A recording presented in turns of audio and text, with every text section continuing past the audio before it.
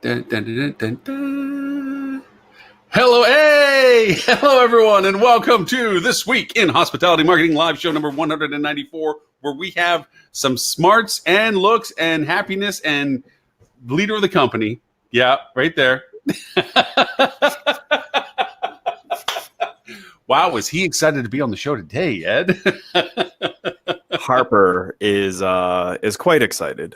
She's playing Pokemon Let's Go Pikachu on her Nintendo Switch. As all we should, and we should just stop the show because that's way more fun than the show itself. It's way more fun. Are you kidding me? I mean, yeah. Or we could start with just a bunch of Avengers Endgame spoilers. Well, no, let's wait for. I don't think Stuart's seen it, as you may have mentioned, and I think it's necessary. Tim and Robert, I saw that they saw it. I saw it last night. Did you enjoy it? Was it good? I'll tell you, it could have been 4 hours. Really? Yep. My wife said to me at the end of it, she's like, "It's over already." Wow. So that was at 3 hours 1 minute. So. And do you think there's any reprise to it at all? Do you think that this is truly the end of the series as they do it for this, or do you think there's going to be some? Well, it's the end of the phase of the Marvel multi-phase plan for the cinematic universe. Right. So yeah, it's the end of this phase.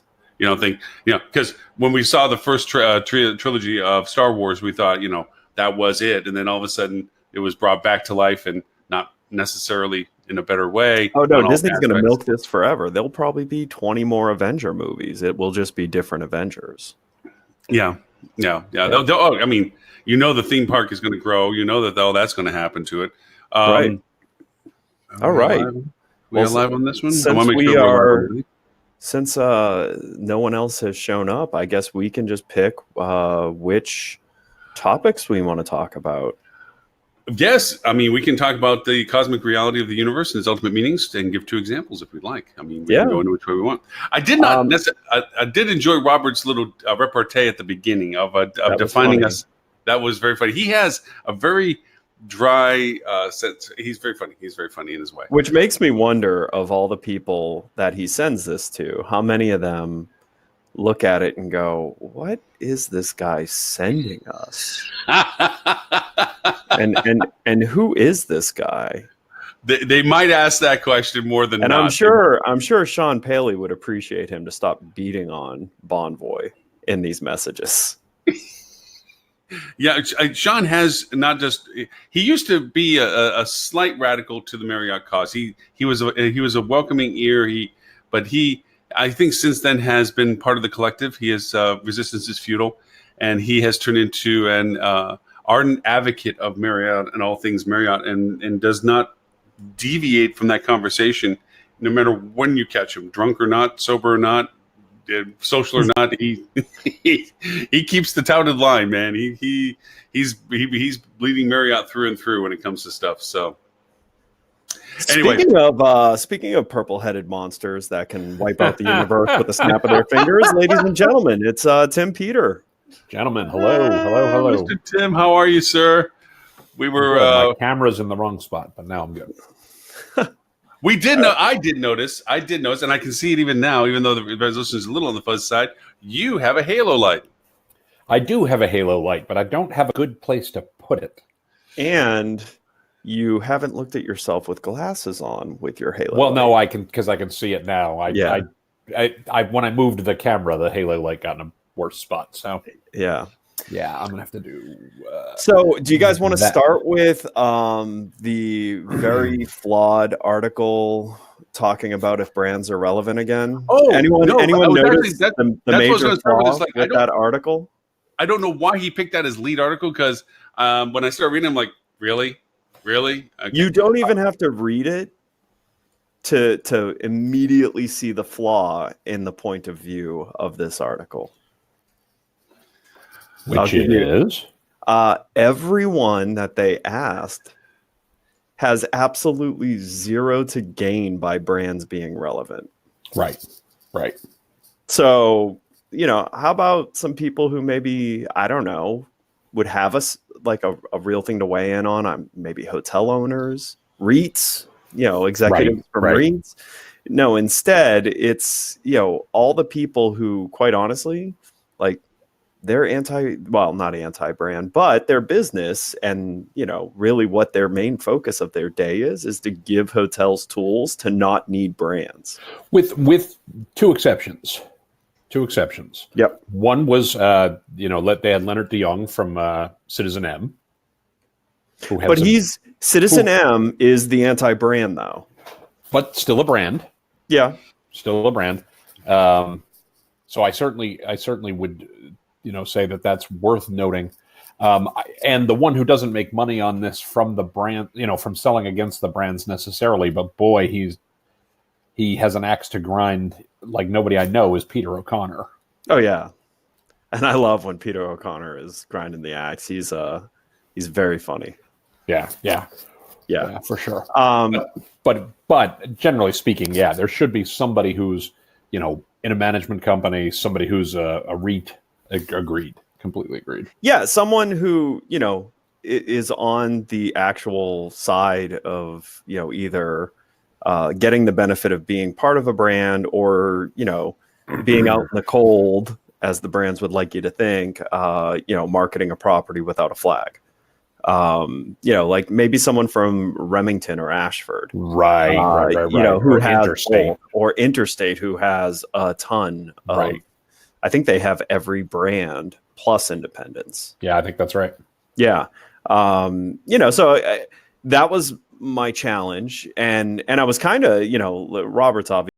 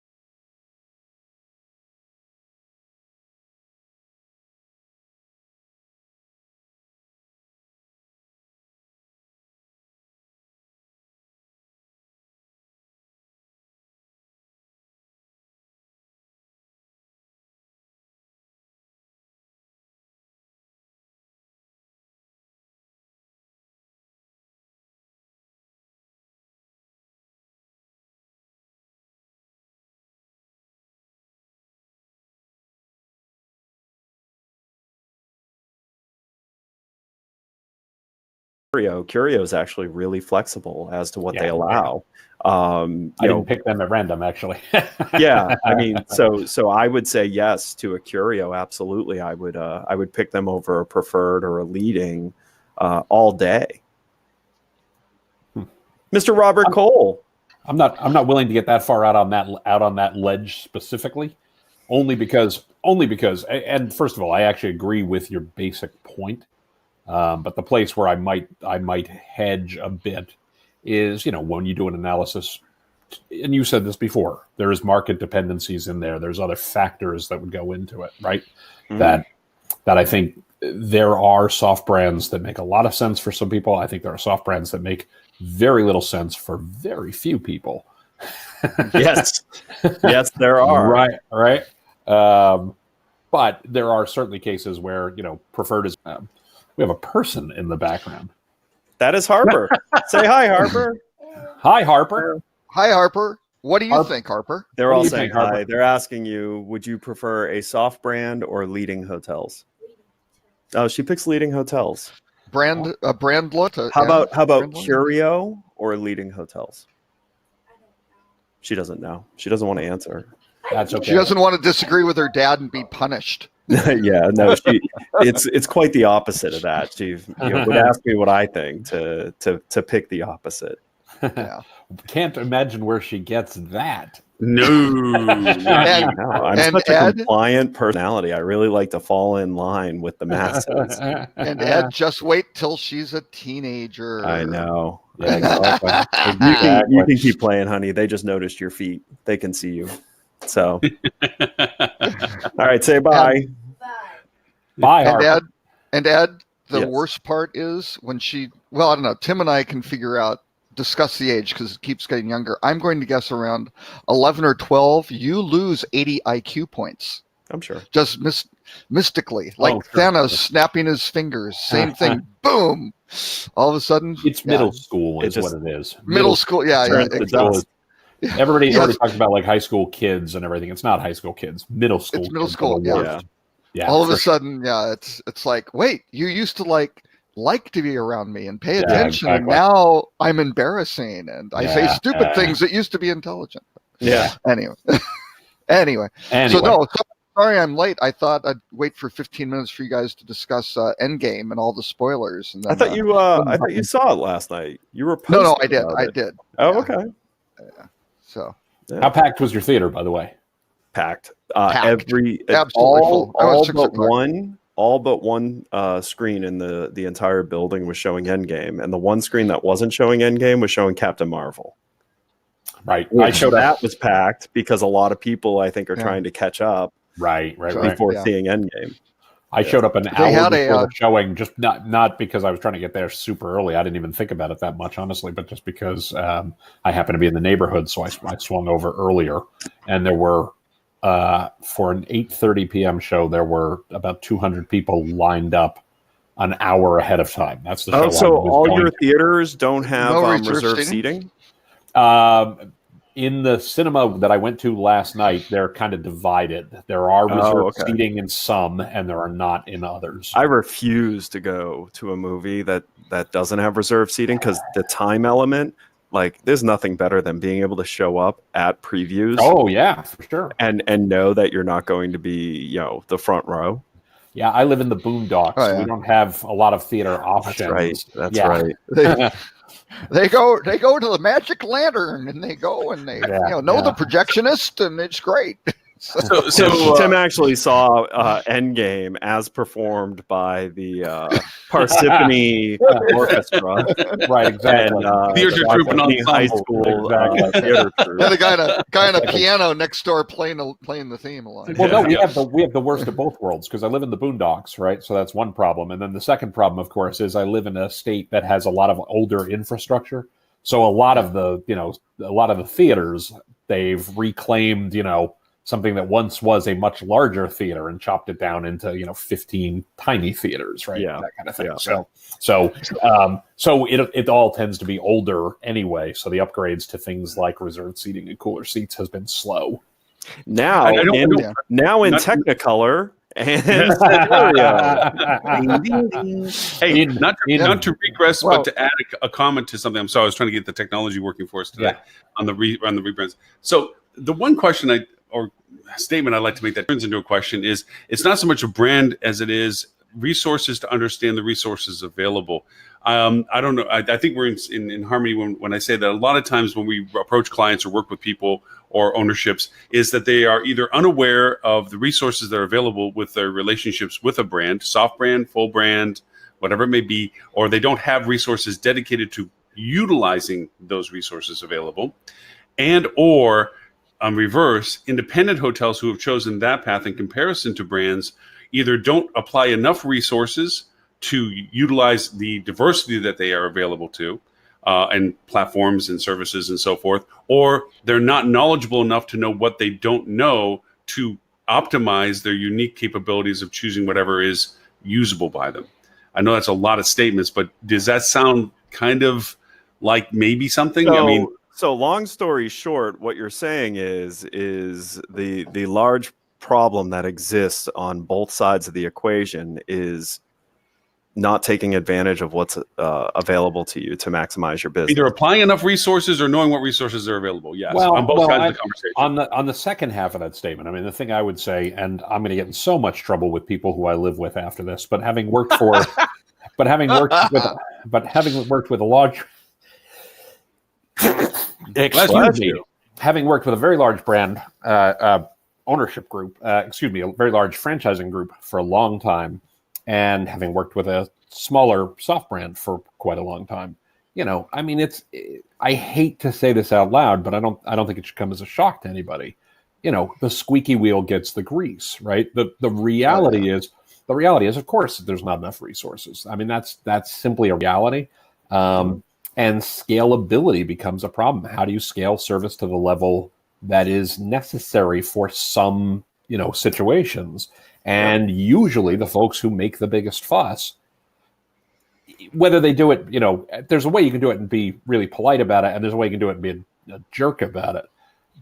But nice usually, choice of words. Yeah, well, there are children in the background. I'm trying to be somewhat amenable. But the people who make themselves prevalent, who put themselves out there with the brand, tend to be the ones who get the attention, right? Mm-hmm. And with some exceptions, but I mean, generally speaking, that tends to be true. Yeah.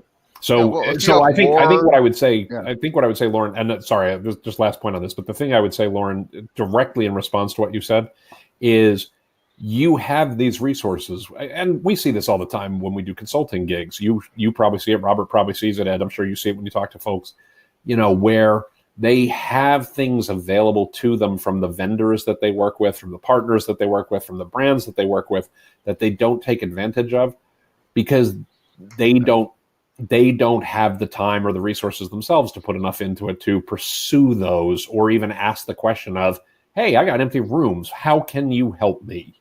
Mm-hmm. Yeah. Oh, and then the next day, hey, I have empty rooms. How can you help? Hey, I have empty rooms. How can you, right? Right. No, yeah, and the ones who fight them the whole way and are always incredibly difficult to work with, wind up maybe not getting the same level level of engagement, right? And that's and unfortunately that happens with the OTAs too, right? All the hotels who are out there going book direct and we aren't going to do this, the OTAs respond with, they had that intentional dimming of changing colors and stuff that was really stupid, but the tiebreaker starts going to the cooperative, helpful people who are maybe compensating you, who are a better partner, right? You want to work more with your better partner. Yeah. And that's certainly the case for if you're going to work with wholesalers and bed. Yeah, exactly. If you're going to work with anyone, be a good partner. Yeah. Right. Mm-hmm. Yeah. Yeah. If you're be a crappy partner, it's don't foolish work with to them. do otherwise. Well, I think one of the more successful conversations I have with clients is not waiting for them to ask the question that will release the Kraken for us. Like, oh, is that what you want? Well, let's go do that. Or what is it you need us to do? And we'll go off. Do the genie model. To give us your wish, and we'll go complete it. It's being proactive, as you said, where it's like, look, did you realize that there's a new nuance to this, or there's a variation of this, or there's a new technique that we can do that can maybe augment some of this stuff that I know is a target that we're working on for you or something, where if you can come to, because again, it's a matter of time, bandwidth, and prioritization. And a lot of them are operationally minded. They're property centric, or they're corporate centric. They're not keeping up with the latest and greatest, which means they're not listening to our show, which is a shame. If they listen to our show, they'd be completely capable of doing everything they need to do. But all the new stuff, all the variations, the brand awarenesses, the independent service profiles, whatever it is, they need somebody. That's why they hire outside sources, is to bring that to the table. And they don't dedicate enough internal resources. I think is the key element to my statement, is they don't dedicate enough key element internal sources themselves or resources that they hire to keep them persistently aware of and advantageously using all the things that may be available to their current situation. Tim Peter has left the room. Wow. Yeah. You know what it was? Tammy came in and said, pull the plug. Yeah. Like you talked about brands. No, we talking no brands. Exactly. We talking about no brands like that. We have two Tims. Oh yeah. Oh, they've merged back. Yeah, merged back to one Tim. There he is. Did Tammy pull the plug on you? Did she come in and go? No. I was having a network problem, so I. Oh! I'll feel better. Feel better. Yeah. Tammy pulled the plug on the router. Yeah. We have an internet kill switch in our house. Yeah, that's right. It's just an electromagnetic pulse. Actually, it's quite... That's exactly what it is. It's the halo light. It's an EMP. Boom, boom. Yeah. Yep. She has a camera on you for it. Tammy snaps her fingers and things happen. And half my bandwidth goes away. Did you guys maybe just pick up on the Navis Star webinar yesterday? Did you guys anybody jump on that one? No. I haven't seen this one. They're trying to do 2 dozen webinars yesterday. No, dozens. What was the takeaway? Webinars? Yeah, no, it was. They were just talking about statistics. I mean, they're talking about for the forecast for the year and so forth. I just thought it was ironic. It patches to one of the other topics you had put in there, Robert, about this year and RevPAR and what sustainable growth are we actually going to have, and where is this falling off, and what segmentation is really driving it, and so forth. I found that was some interesting. Yeah. So to the Focus Wire, it's time to call it. We're heading for a travel recession. By the way, part one. If you continually say that every year, eventually you'll be right. That's exactly right. You'll never go wrong being bearish. Eventually, it's right twice a day. Is right twice a day. Exactly. Yes, and I really, you work with FocusWire, right, Robert? Well, it's part of Focusrite, yeah. So I do. Yeah. So could you get a Hotels.com Captain Obvious ad on that article, please? Yeah, I know. I mean, there would be nothing more perfect because few people would catch it. But yeah. You mean continual years of growth are eventually going to run up against a year of slowdown? Right. I called it fourth quarter of 2016 or something like that. And eventually you'll be right. The industry had plateaued, right? And the question is, how long does the plateau last? But here's the big challenge. The big challenge that's actually messing with all these models right now is our economy has fundamentally changed. Globalization has taken a slightly stronger hold than previous models. The economic drivers of growth in the stock markets are completely different companies than historically have held those positions. And we're not very boomy right now. There's certain aspects, so like the car industry has been a bit boomy for a bit. But that's not enough to do a full blown vertical, multi-vertical recession. It's yes, there's going to be cooling, and eventually your growth is going to stifle. Look, family members. Harper, look, there is a cat. That's Kelso. No, that's Seth. Oh, Seth. Oh, that's right. Sorry, Kelso. I'm sorry. That's okay. That's all right. Yeah. Sorry about that. Well, right, Ed. And just to follow up on that point, I think this is what you're saying is, everything that I've seen, everything that you've seen, I'm sure, everything that we're seeing generally is whatever the next recession is going to be a a quote unquote normal recession. Now it's tough, right. Typically the hospitality industry, I don't want to say it's recession proof. It's not by any stretch, right. but every market is its own little economy. So, right. New York could be in a recession right now and Vegas could be booming. And then Vegas could be in a recession next month and, Orlando could be booming, right? I mean, that's just the nature of the way it goes. And I think that's what we're likely to see this time.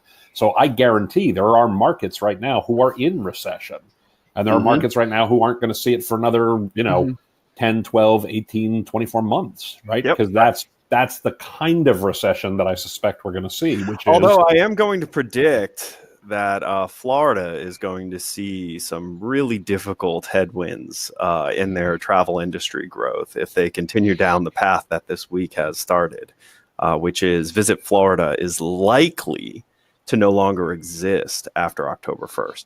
Really? Oh, really? They're going to go through So April 10th, if you look April the 10th, the Senate had approved a bill to extend Visit Florida through 2027. Less than 2 weeks later, the House had basically raised support to not only stop that, but to actually just stop all funding of Visit Florida altogether. And now it's looking like the Senate is going to back the House proposal. Oh my gosh. A state that, saw 160 million visitors last year is going to stop investing in marketing the state, which, listen, where I live, rest on your laurels. We're not going to feel it. Really helps. I live in Orlando. Orlando is going to be fine. It's where Lauren lives that's going to be screwed. It's St. Augustine that's going to be screwed. And ironically, all these politicians that raise the biggest stink about defunding Visit Florida are from areas that will be the most affected because it's the tertiary tourism destinations inside of Florida that will feel this the most. Miami's going to be fine. Orlando will be fine. Sarasota will be fine. It's going to be Cocoa Beach that suffers. Exactly. It's going to be Fort Myers, Sanibel, that the next time Red Tide comes in and they don't get a massive marketing budget given to them by the state to, deal with that. Right. Those are the areas, and that's going to affect way further reaching than travel. Oh yeah. So yes, so I'm going to call it now. I believe we're 12 to 18 months from Florida having a tourist sector recession. Well, look at the upside. At least it's not a quarter of the economy. Right. Yeah, but they won't know because nobody's keeping the stats, right? Orlando's going to be fine. Yeah, Orlando will be fine. Disney, are you kidding me? They've got Star Wars opening. Universal's going to break ground on another park. They've added to Harry Potter. There's like 16 million rooms of inventory coming online. Over the next, which in and of itself is actually, I mean, you guys all know this. That is a sign that things might actually be bad, right? Right. The inventory is a trailing indicator. Yeah. So there's 16 million rooms coming in, but how many of those rooms actually are viable, right? Well, what's actually if it's 14, that's it's a actually problem, right? It's where the rooms are being put that actually are going to be really impactful for Orlando because they're mostly on iDrive, meaning they are rooms that can house the convention center visitors. And it's not 16 million, but it is thousands of rooms being built, and a lot of them are around International Drive area. Anyways, sorry to take that. But most people haven't caught the news yet that Visit Florida is like on edge to not having their funding cut, actually being eliminated as of October 1st. That would seem to be unwise. I'm going out on a limb here. I'm making a bold prediction. Maybe I should send. There's a great children's book that I read to my kids, and it's Is That Wise Pig? I may send that to all the politicians that are taking this up. Yeah. My point. My point is on the data, right? So they kill Visit Florida. That data stops getting collected, pretty much, or at least being evaluated consistently. Unless there's a really cool tech company that is pretty widely deployed in the state of Florida that's keeping tabs on demand. Look at his smirk. Look at his smirk. And also, this is one place where I'm going to definitely disagree with you, Robert. I mean, I would be much more worried about losing, 10% of what is a quarter of the state's economy than I would about the data that you don't collect when you lose 10%. No, absolutely. No. I think that's the problem. The problem is then they don't have the data to really come back. Right. And then you've got you've wounded yourself on when they come around and go, hey, maybe we should do something about it. Then all of a sudden they're building from scratch. Right. Who's probably pretty excited about this? Vegas. All the other states. Yeah. No, California. Actually, yes, California. South Carolina. Well, Georgia's already reaping the benefits of the state of Florida no longer giving tax concessions to television to film. Yeah. Oh yeah. Those Atlanta, of you let me tell you, wow. Who stayed to the end of Endgame, saw that Georgia saw that peach. Yep. Georgia Peach had that what's probably going to be the largest movie release in a single weekend ever, where that could have probably been shot in Florida. Yep. Pine Tree Studios, which is London based, now has a big Atlanta presence. Florida shot themselves. Pinewood, not Pine Tree. They lost a lot of that business when they started doing the taxes back. They lost the show down in the Keys that was supposed to be there for another 3 more years.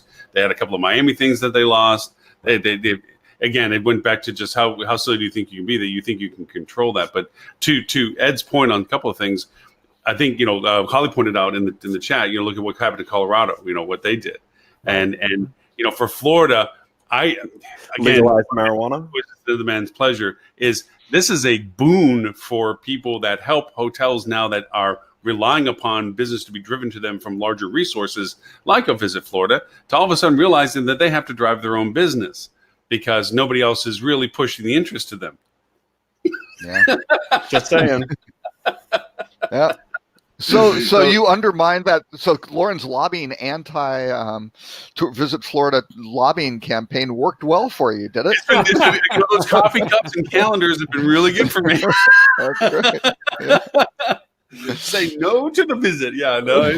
I'm with you though. It's one of the most idiotic things I've heard of them doing. It's like, go ahead and blind yourself to one of the, if not largest aspect of your economy, and especially when you're seeing the data that says it's $2.71 in tax revenue generated for every marketing dollar that Visit Florida spent. Right. Yeah, it's crazy. Yeah.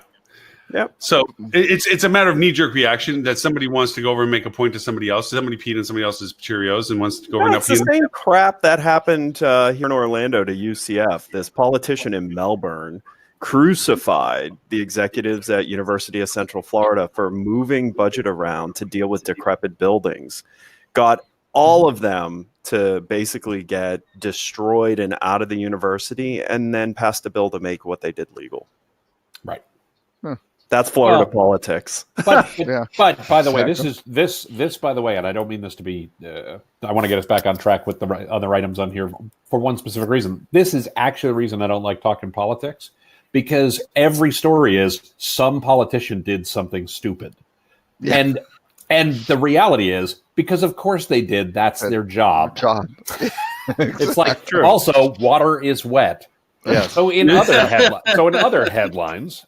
Yeah, what is another headline you want to grab, Mr. Tim? Go ahead. Be the. I don't know. How about the cancellation rate at 40% as OTAs push the free change policy? Oh, 200, Bob. Yeah, exactly. I'll make it a true daily double. I think that this is. Go ahead, Robert. Go ahead. No, this is Robert's favorite thing. Robert talks about this all the time. I do it all the time. I mean, if the hotels are going to let let you have, free cancellation. And look at the airlines. I mean, if you book way out in advance, you can get low fares. And, sometimes they go up and down with sales. Most of that is reaction to competitive actions by low-cost carriers. But they just wind up going through. And if you want to book at the last minute, it's expensive because even if they have a bunch of seats available, right? They're sitting there going, here is our pricing strategy. This is our retail pricing structure and approach. And it trains the market to do it. Hotels, man, book something safe way out in advance. Make sure it's fully cancelable and refundable. Even, booking.com has a little sort button that they don't even require a credit card, right? And so you do that. And then, look around for better deals and then cancel later. I mean, if you don't do that, you're probably wasting money, right? You're spending more than you have to.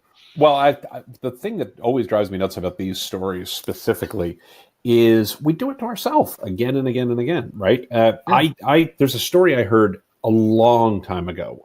This would be better if it was a first-person story. It's not. But it was a great story. I met a guy who was a minister of parliament from Britain, right? Mm-hmm. And he was flying from Paris to New York, and he was scheduled on a 747 taking off 2 hours from now, or an hour and a half from now, or whatever. And he's in the airport, and he notices that the Concorde is taking off in 20 minutes, right? And he goes up to he figures, well, what the hell? I can get on this flight, and I'll be there before my original flight is supposed to take off. Right. So he goes up to the gate agent and he says, are there any seats available on the flight? And she says, yes, there are.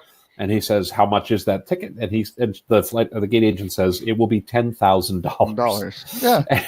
And he said, you must be kidding me. I mean, the door is going to close in 10 minutes and the seat will fly empty. Can't you give me a better deal? And she said, absolutely not. Right. And he said, well, why not?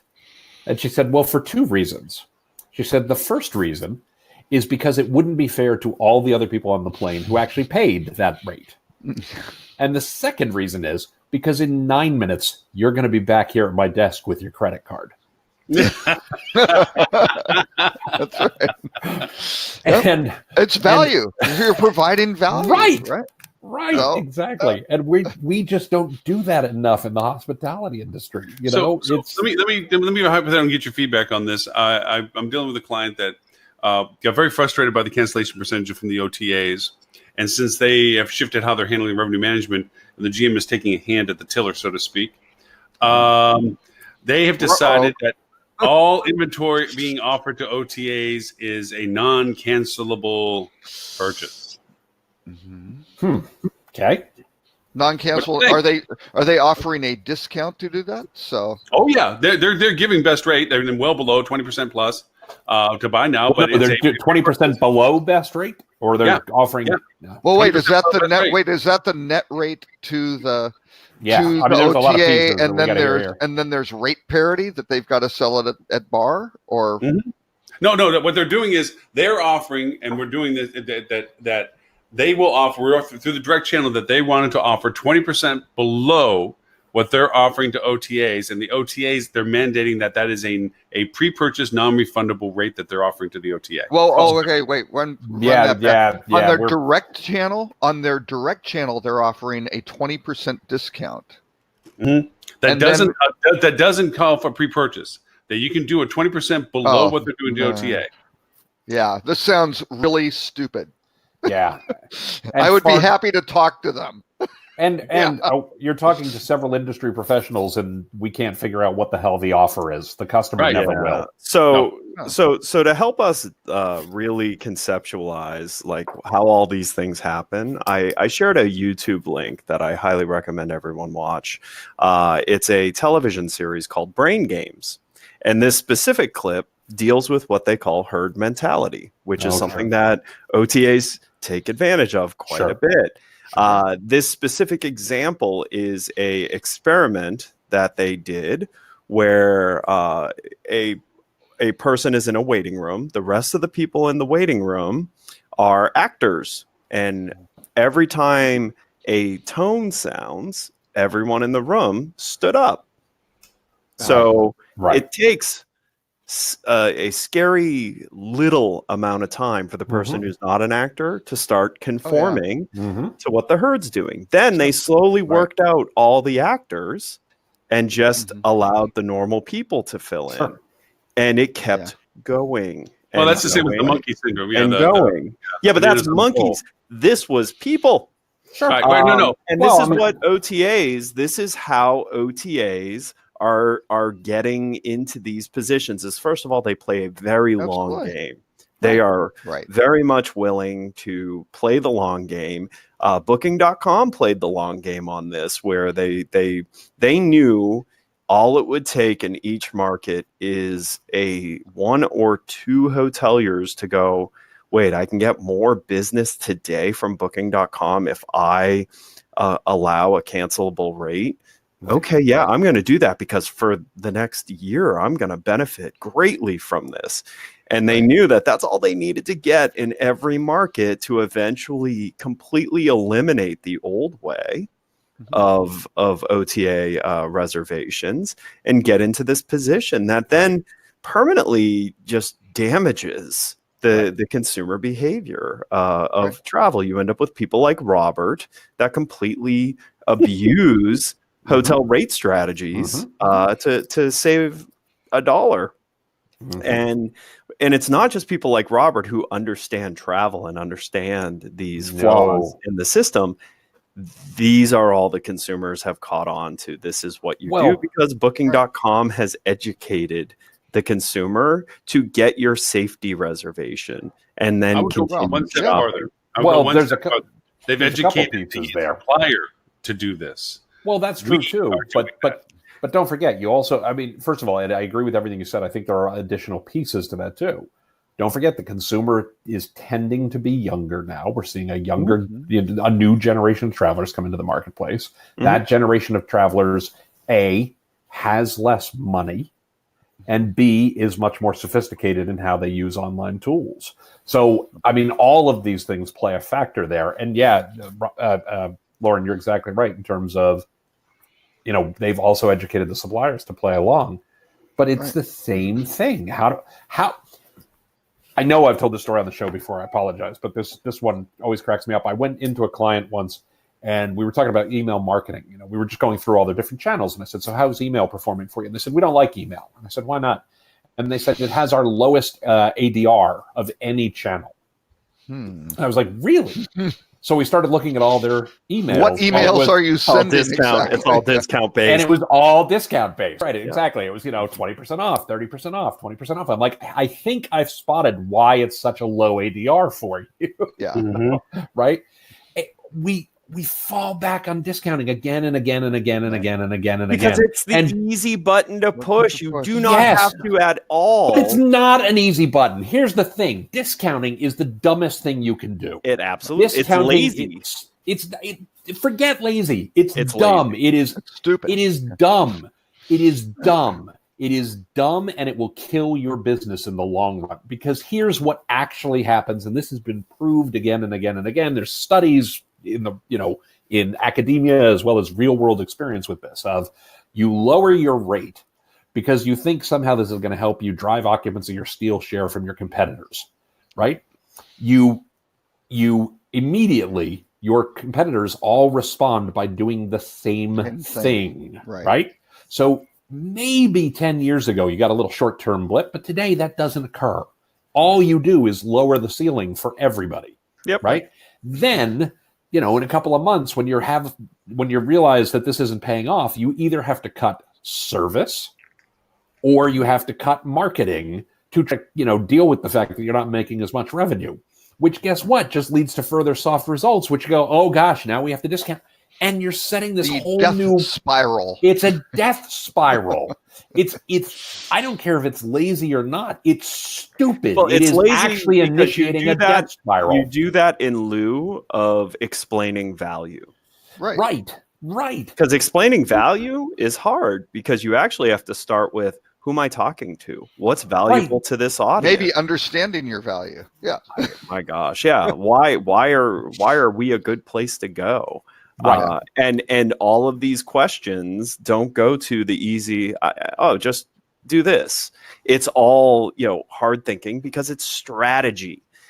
And well, I mean, here's where I'm going to defend our clients and our, partners in the industry and a little bit on this on one level, in that it does take work and it is hard and it is sometimes tough to prove the return on, right? So there's a reason why people go there. What I'm saying apart from that is the other thing you're doing is categorically proven to be a really bad idea in the longer term, and sometimes not that long a term. Like, even if you disagree with everything we're saying in terms of sell value, tell a great story about your property, fill the top of the funnel, all those other kinds of things, fine. That's completely fine. Find a better way to bring in the business than just literally starting a death spiral for your company, because that is guaranteed to fail in the long term, for sure. Well, and if you're doing it now, death spiral. Right. Well, wait, right. But the worst part, we were just talking about the industry being at this peak and this plateau, and things are going really well. Just wait till the downturn occurs, and that's when all hell breaks loose. Yeah, right? That's exactly right. And then things get very, very ugly. This is a really old technique. And I bring this up only because I was talking to Ed before about my old mentor that I'm working with on some other stuff, and he reminded me of some things we used to do. I'm going to put a wrinkle of dimension to your conversation. I agree with everything you're saying completely, and the death spiral, and pulling down the rate is only allowing the water to pool to you. But if you can't stop the water from pooling to somebody else that lowers their rate, you're really just fighting until you get below your cost threshold. So now, with this wrinkle, we assign value to our product in a way that no longer is scientific. I would say this as a statement because in old school, we used to work out the actual math of what rates were based on what the income level necessary was to afford that rate, or the business that it represented to the company that was paying for that rate for what it was being used for. And I mean this from a math sense. So if a company X is going to send a client, one of their salespeople out, and they're going to have to do a project, that project has to have a certain potential value of return numerically. There's a certain cost percentage of that numerically. There's a cost about staying with us while that's part of that process of cost. The food, the accommodations, the travel accommodation, all of that is a cost factor associated with that you mathematically calculate out and says, okay, if the flights cost on average X and food cost average X, or per diem that's provided is X, and hotel cost is X, what is the project size for a person that's being sent by their company?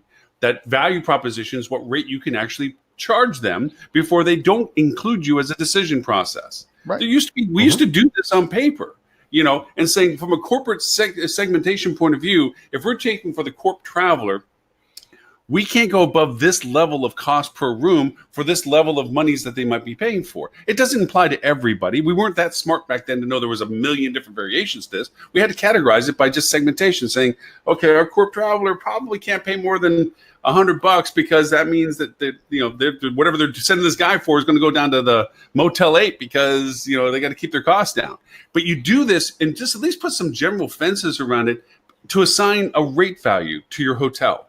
And if you do that, it's less arbitrary, because I think what we've gotten into is that we do this assumption of what is everybody else in the market doing? Oh, I'm going to build a hotel. It's going to have this many rooms. In my market, I want to be this caliber. I want to be tier 3-star, which means I'm going to be able to get a 250 ADR. Where did you get the 250 ADR? You pulled it out of the air in comparison to your market set.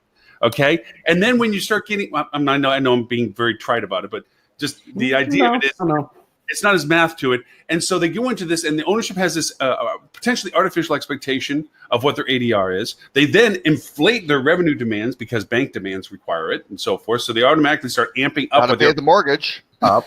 Right. Yeah.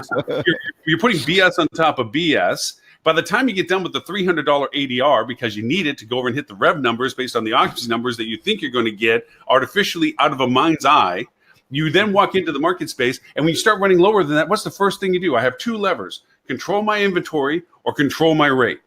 And that's what they start yanking. And then as soon as you start dropping rate, and I had this conversation with Ed about somebody else, when you start dropping rate that one day it's $90 and the next day it's $300, what kind of room is it? Is it a $90 room, good rate, or is it a $300 room that you got a hell of a rate? these are the issues that we hit with, and then people wonder why you have this this roller coaster ride of what is our comp set doing? Oh, lower the rate. We can't let them have it. That kind of thing. You're a $300 a night hotel, and you're churning it down to $90. All of a sudden, that persona who was providing value and seeing value at the hotel, $300 a night, the $90 ones, you got a whole bunch of other folks who are different persona who may not be doing it, and it may change the dynamic of the hotel. That persona also may end up complains. They're going to complain because they are offended by how expensive the food is in your restaurant. Absolutely. And they're That's exactly right. by how expensive your spa is, and they're offended by all of this stuff because they don't see the same value metric in those cost points as someone who thought $300 was a good deal. Right. And so, to not, actually we're making the argument right now on why hotels do this, because this has turned into a very technical, convoluted conversation. Let's simplify it a bit. Okay. There are things you can do to not have rate be the first lever you pull. Mm-hmm. Try and exhaust as much of that as you can. Then if all you can find that rate is the only thing you can do to get over whatever hump this is, try and not do that on consumer facing sites. It would be better for you to take a hit on a group, because at least it's only that group that you're taking the hit on. And it filled the need that you had. Or do it solely on distressed inventory, and what I mean by this is, this is one I do all the time when you really have a legitimate problem. Now, the mistake that a lot of people make is they define everything as distressed inventory too often. But when you have pure distressed inventory, do a best customer sale, right? Send the rate to your very best customers.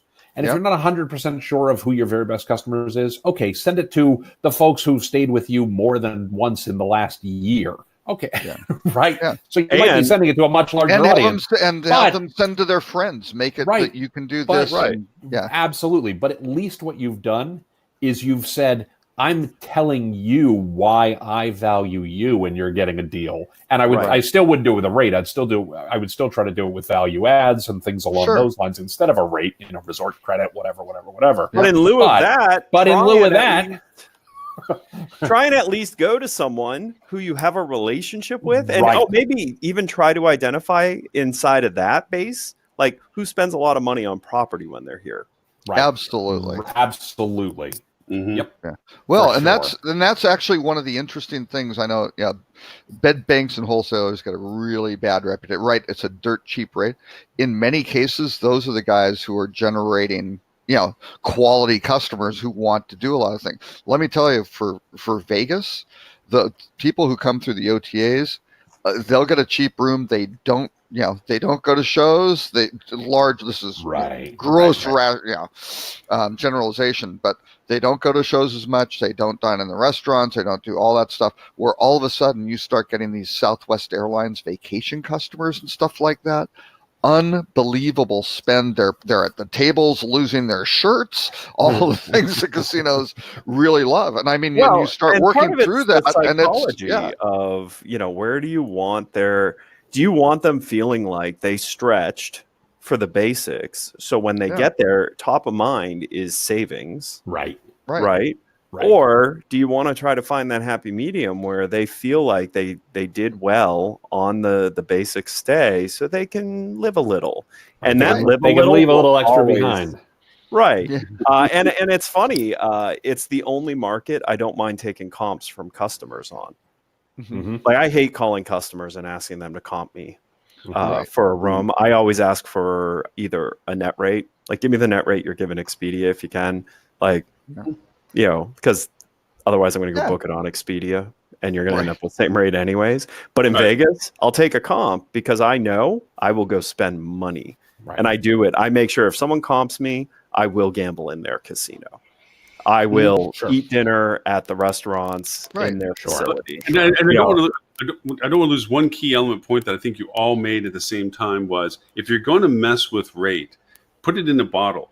Go to a group. I mean, Holly, should love this part of the conversation. She should freaking turn on the camera and talk to us, because as she pitches to salespeople, what better way to make your salespeople reevaluate the value proposition to the overall spectrum is to be able to walk to your salesperson and say, hey, do I have something for you? I'm going to give you a really incredible rate variable and inventory opportunity to go really pull some base business for us. Right. And you have it. We're not putting it out. It's not strategy. It is yours. And that, talk about, then you're walking around with a really cool thing in your pocket when you start hitting now your salespeople are energized, because now it's like, man, all those businesses are on the fence, the people they're fighting against with their comp set. I got something for you, buddy. Boom. Yeah. I mean, that's a huge deal. I mean, that's something that you hear a lot of people do. But the ultimate closed group, right? That's exactly right. It's exactly right. Yeah. And here's other things you can do. And this is the other thing that I think with Holly being around, maybe or not, is we don't really push our salespeople to make sure that our groups engage their people about their responses and their feedback and so forth near as strong as they should. We do go through the debriefing with the group leader maybe, but we never really ask in the engagement process with groups, can you ask your group to help us always improve our service qualities as always and so forth, but can you share your experiences? Can you share that you're coming? Do we actually solicit that? Do we ask the question, do we try to go for the sale, so to speak, in the sense of, hey, now that you're coming with us, can you engage your people to engage with their people? Flip to customers too. Yeah. It's a softball. It's a beach ball for you. Flip to customers too. Well, actually, one of the most popular strategies on our platform for hotels that have any type of group that is planned by a single set of people is to actually create a motivation in the campaign for those people to chase their group to take part in the advocacy. So we do it with like weddings and like student athlete groups, because it's usually moms and dads who are the ones coordinating it for their team. Great, get that mom and dad to chase all the other moms and dads inside the group to do this, and you'll get something for it. And that is a very effective strategy on our platform. Good for good reason. Hey, you know what an ineffective strategy is? Discounting. We're talking. No, it's even worse. It's even worse than that. I just looked. We were talking about way back, the Curio discussion, right? And I was going to make the point that maybe the Diplomat in Hollywood Beach, Florida, was a good one where it's a Curio, right? Used to be a Westin. They're probably saving some fees to become a Curio, things like that. So I decided I'm going to go look at Marriott hotels in Hollywood, Florida, right? So I, searched in Google and there's an ad at the top that says Marriott Hotels, Hollywood, Florida. So if I'm a dedicated, loyal Marriott person who might have typed that in, I might click on the ad. Guess what the link is to? Curious. www.marriott.com/default. So you click on the ad for Marriott Hotels in Hollywood, Florida, and you get a screen which basically says, where are you going? Sort of thing. I mean, it's unbelievable. You just go, oh, dear Lord. Yeah. Don't do that to me. Now, the only thing I'm going to say to this is thank God there isn't a web show that focuses on any mistakes we make because well, when it happens, there can be one, Ed. Look at the time. Oh my gosh. I told you all the story, what I used to do way back, when I used to be asked to speak at Focus, right before they made people pay and all this other stuff. This goes back quite a few years. You don't have to pay to. Whoa! But no. The speakers at Focusrite are not pay to play. Okay, I'm sorry, but there was a time. That is not good. Now, if you're if you're in the Travel Innovation Summit and you're pitching a startup, yes, you're paying $15,000 for 8 minutes. Okay, so that's a little different. But not on center stage, and they do back when you were invited. Yeah, they invite speakers. Yeah, they still do invite speakers. What they invite speakers from very large companies. They don't invite speakers from sometimes small ones, but but usually startups with a lot of. Tammy Peter was on stage last year. She certainly was. And did a very fine job. Back how far? But quite a lot. Back quite a ways. But anyway, so I was supposed to speak at the Dip at Focusrite that year, and I thought rather than try to hit the traffic, I might stay closer. And we had the Marriott Hollywood up the road. So I reached out to him and said, "Hey guys, you guys sold out because at the company I was working for at the time, you never displaced revenue. They sold out. Well, for what?" And I'm like, because the conference just down the road. I mean, you guys, must have picked some of that up. And they're like, we don't know what you're talking about. It's like, y'all, they said what conference? Yeah, right. Yeah, what? They were like every other year. Yeah. So I go over and I look, and what I did was I did a Facebook. I used this example in my talking stuff about doing targeting campaigns with custom audiences and stuff. Is I went over and targeted everybody that liked Focusrite and all the chief sponsors of Focusrite that year. And I did a Facebook ad that went over and said, hey, coming to Focusrite, stay 5 minutes up the road, 4-star hotel, $100 less, because their rack was still $100 less than the dip. Yeah. So I went over and I put that out. They sold out for the whole time that the conference was going on. So we thought, that's cool. That's like lightning in a bottle. Every year they came back at the dip. I used to do that, and it was like sell out. Just by targeting. My only problem with that story, Lauren, was it should have been should have been $50 less. Yeah, exactly. All right, Jen, I have to run. Okay, to that point, you're right. Have a great weekend. Lauren, you haven't seen Endgame, right? I have not seen Endgame, so you can tell me all the spoilers you want. I don't care. It will blow your mind when Drax snaps his finger. Well, I already got that first part, but all right, that's fine. Hey, I need to bug your head about Captain America marrying. Yeah, I liked your story too. Oh my! So, hey, Ed, real quick, Black Widow. Black Widow. Oh, see, I wasn't going to do the spoiler. So, okay. Yeah, wow. I'm talking in Phoenix to Blackstone. And I need any ideas you have about. They want me to tell them about innovation ideas that they should be worried about, and I got all the big dogs coming in from Blackstone. I didn't realize who was coming in. That they should be worried about. Well, that they should consider for all the large resorts are showing up. All the people from the large resorts globally are showing up, and their board is showing up, and the Hilton people are showing up, and I'm talking as keynote, and I'm like, really? Whoa. Okay, sure. But so any ideas you have, throw them to me because I got to build the deck this weekend. When's the talk? Wednesday. There's so much. There's so much I could tell you, but I can't tell you. You don't have to tell me now. Tim and I would be happy to consult. Tim will do content marketing strategy through email. Oh yeah, okay. Actually, I was going to. The only reason I say that is because of what they're allowed or not allowed to do in email. So it's a huge competitive threat for them. Well, I was going to go after the pike syndrome, where the analogy of not the analogy, but the study showed that a pike, they kept putting in minnows in the water and they kept eating the minnows. Then you put the minnows in the glass, and the pike kept attacking the minnows, couldn't eat it. Eventually, he gave up, and you could put the minnows in the water and he wouldn't eat them. The idea is all your best ideas aren't they're floating around you the whole time. It's not the newest best thing. It's really what you have available now that you're not taking advantage of because you're ignoring it for wrong. Oh my reasons. God, are you going to tell them not to get shiny object syndrome? Can you believe it? That's odd. Has there been a 7th lightning strike that we don't know about? Exactly. I thought about throwing out an initial slide that had AI, blockchain, big data. There we go. If you haven't heard about it, look at my slides up on SlideShare. That is actually one of my most recent presentations. Here's all the things that everybody's talking about. Here's the ones you actually should pay attention to because all the rest of them are crap. Is the second one a blank slide? I do make the point. I'll give you this one for free. I do make the point about metasearch and the why metasearch is overrated.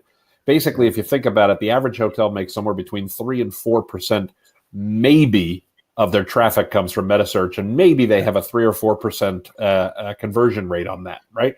Mm-hmm. So 4% of 4% multiplied by 24 hours a day by 7 days a week is 16 minutes a week. If you're spending any more than 16 minutes a week focusing on metasearch, you have wasted time. Move on.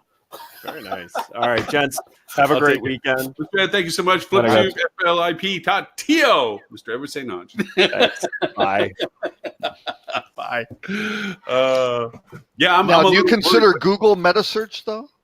I don't. Actually, Google's the next thing I talk about. Okay. I mean, I do, but I don't. I don't consider metasearch a thing, right? The problem with metasearch is not a product. Metasearch is not a company. Metasearch is a feature. A feature, right. Right. So Google has always been metasearch from a certain perspective, and all they're simply doing is improving the features that they're offering you as part of its metasearch offering, right? Yep. But otherwise, Google is sending, 7%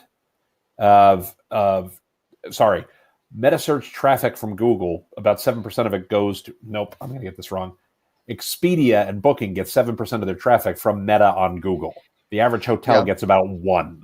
Right. Yeah. Right? Yep. And by the way, Google's the biggest one out there compared to everybody else. So have you noticed that Kayak is coming back? No, it's not. No. Yes, it is. It's not. It's not. Coming back from what? Wait, it got to 1%. It fell to 0.7%, and now it's back to 1%. It's coming back. Oh, for God's sakes! We'll throw a parade in their honor. Okay, so wait, coming I was coming surprised. back. I thought it was on the what? spiral of death as you refer to it, and then I saw the numbers creeping back up. I'm like, seriously, Kayak is creeping back up. Where's that? Well, wait, what kind of numbers is this? Booking productivity coming from Kayak or traffic to their website or contribution percentage? Yeah. Out of the Metasearch profile, it actually has increased its share of contribution comparatively to where it was before. To a fraction of a fraction. Congratulations. I know. That's why. It's like I thought Kayak would be on its last breath of, and instead, no. Actually, Google. Here's the thing: Google getting deeper into Metasearch is actually the best thing that ever happened to Kayak, because the average consumer has never heard of Metasearch, and the fact that Google is actually taking this feature and putting it into the standard search engine results page for folks is suddenly having people ask, "Oh, this is really neat. I wonder if I can do this other places." Mm-hmm. That's, this is a feature, man. If Metasearch was actually big, right? Let's be really clear about this. Expedia owns Trivago, right? And Booking owns Kayak. Yeah. Trivago's not even. They own them enough. They own 51%. Yeah, exactly. They own them enough, right? If Metasearch was actually big and was actually something that there was massive guest demand for, Booking and Expedia would simply turn those features on within their regular search engine today. And the reason that they don't is because there's limited demand among consumers for it. And if you look at things like Travelocity, Orbitz has had demand media, meta details in their results for years, right? Right. Why don't they offer it all the time? Because nobody's looking for it. Right. Plain and simple. Yeah. Mm-hmm.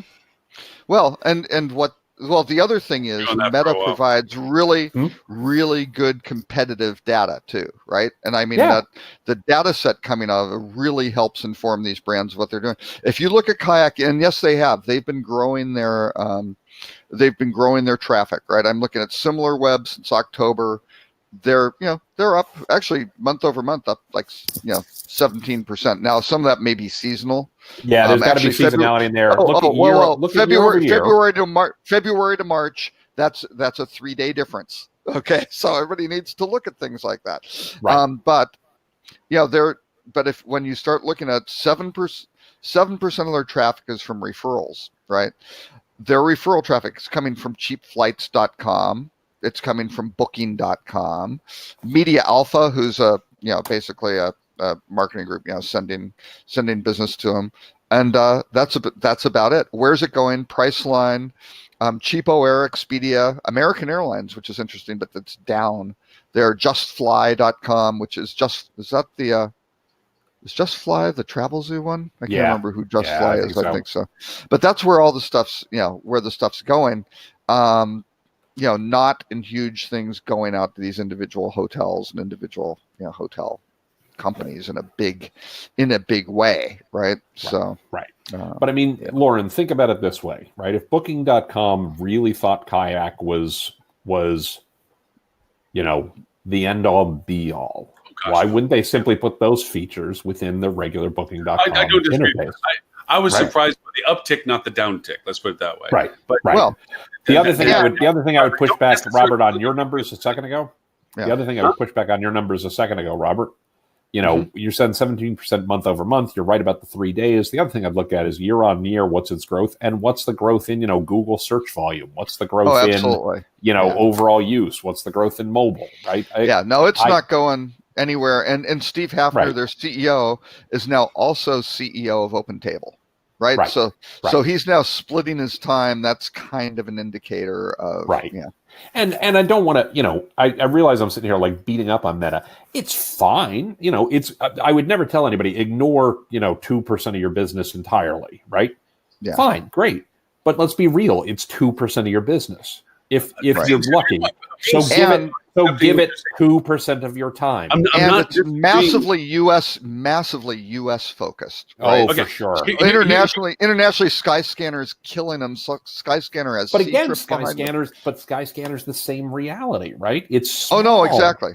Okay. Oh no, it is. It is. I'm not, but I'm not, in the pure meta space. I'm taking what you're saying, Tim, and I'm open-minded to the idea of it. I'm not disagreeing with it per se. But my hesitancy process is that I see it as a badly tuned engine. It's getting you somewhere, but it sure could do a lot better job. I think with because I see it as a very sharp scalpel on some things. When I say Google Hotel Finder and so forth, okay, the ability to incorporate that into your ad. By the way, when I talk, remember, I'm not talking about Google when I'm talking about Meta. I understand, but the methodology, the tool functionality of it exists as a here you are with variations. Let's just, in some clarity of it, that here are all the places that are offering this opportunity in selectivities. Okay, and Google, there could be a scalpel value to it. But are we talking Google or are we talking Meta? I'm going to talk Google specifically first as a inference to what I'm talking about. Google, what I'm referring to Meta. Okay, in the same slides that I just posted a link to, I have a whole section specifically about Google because Google's a different reality altogether. Google is anywhere between 40% and 80% of your traffic, no matter how you split it up, right?